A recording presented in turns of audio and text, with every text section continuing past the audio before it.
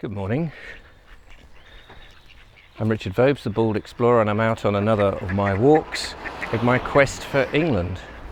And I'm standing here by this rather beautiful pond in Storrington in West Sussex. Storrington is a village that lies between Amberley that way and Washington that way. It's about 10 miles north of Worthing and about 13 or so miles from Horsham, and it's just off the A24 by about 2-3 miles, and it has this amazing and wonderful pond which looks lovely. Now the thing about Storrington is it has this very busy road that goes through it.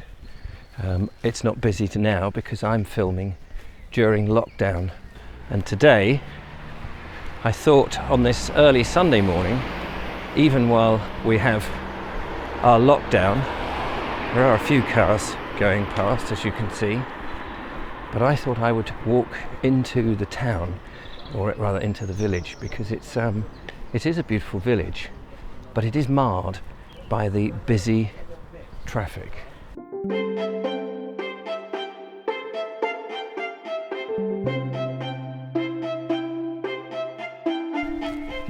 So as ever, when I'm visiting villages, I don't often know the great detailed history, and I don't really try to give you a detailed history of a place.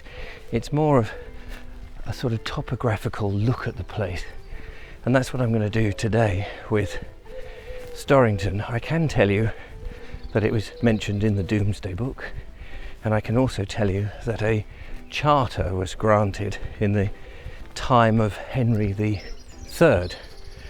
Also, one of the key industries here was blacksmithing and tannery works. Tannery works suggests that there was a stream or a water supply, but I don't know about that. The great thing about this, yeah. See you on Facebook. Oh, there you go. You're on it now. Good, start up. There we go. Can't go anywhere without being recognised at the moment.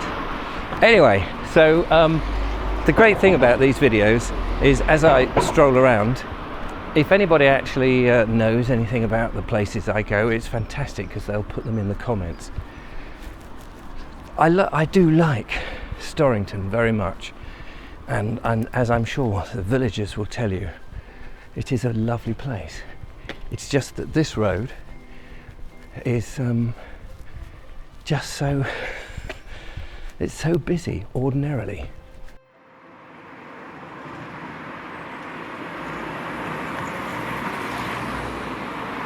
I can imagine that at the moment they're very much enjoying the reduced traffic. Although, of course, there's a lot of coffee shops, second-hand shops, and other shops that would probably enjoy people coming from out of the village into the village to spend their money. Although, of course, all shops are shut at the moment.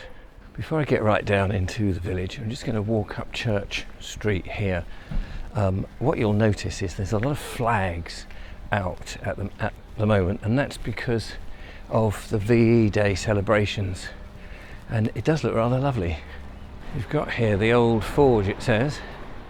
Some beautiful properties up here, 13th century restaurant.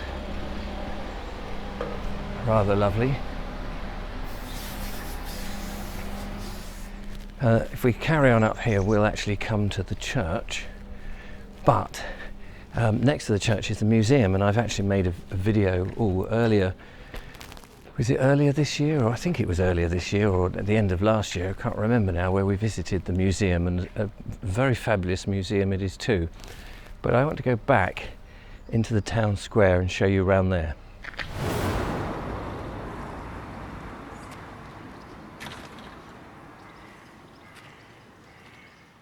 So I've come back out onto the main the main road again, and we'll just have a quick look at some of these rather grand Georgian buildings. There's a mix of buildings really, just looking around. There's a lot of Victorian and there's a lot of Georgian, and then probably underneath there's a lot of much older buildings that probably date from Elizabethan times, I imagine. Some of the frontages will no doubt be timber framed, possibly. I'm just going to carry on down this stretch past the Moon pub. It's lovely to see the flowers as well as the flags flying on some of these properties. And look at these wonderful bow windows on the card shop here. Real old-fashioned sort of Victorian-y, or even Georgian actually, probably, type of shop. And then as we come down on the east end, I started on the west end by the pond. As we come down to the east end, we sort of come towards the end of the main drag of the village, and where the mini roundabout is, and there's a lot of hold-ups here, unfortunately, next to the Anchor Inn. And just coming up to the Anchor Inn here with its hung tiles on the roof, but a slate roof on the smaller building. I guess slate must have come in much later on, because obviously slate, you don't get slate from round here. Come back across the road here and look at that. I don't know if there was a toll at any time coming into the village, or from Steyning across country this way. And it's interesting, I noticed that there is a bread stall here. Let's go and have a quick look at that. Down at Old Mill Drive, which one presumably assumes there is a mill. And here we've got a market stall with bread being sold. How fantastic is that? Lovely to see. Right, I'm just going to stroll up. Oh, here we go. I mentioned a stream, and here one is. So, probably only the local residents would know about that. You drive through and you barely see it, and it's clearly, it must be culverted under the road here, under King and Chasemore, the estate agents, and disappears. So, somewhere along there, I guess there would have been mills, but that presumably is where the tanning would have taken place, because in tanning, when you're washing the leather, you need a lot of water. Another beautiful old shop here, the Body and Face. And we'll walk up into the main square one more time, past the bank, which is no longer a bank, in the High Street it says. And then here, I don't know what this building was when it was anything, but Henry Adams, now an estate agent, looks very grand standing here in the hall, in the square. And presumably it had a very big dominant role. Now, I've never been down Brewer's Yard before, so we're going to have a little shufty down here, down this crunchy lane. Very exclusive houses down here, I imagine. Connie's cottage, rather beautiful. But of course, if you go back in time, as the name suggests, Brewer's Lane, with the water coming through, it belies what must have been here. And look at that archway that's been bricked up into that property. Isn't that rather curious? Dolphin Cottage, it says. So I wonder if this is the old brew house. Stable Cottage. Oh, mate, yeah, Stable Cottage must have been stables.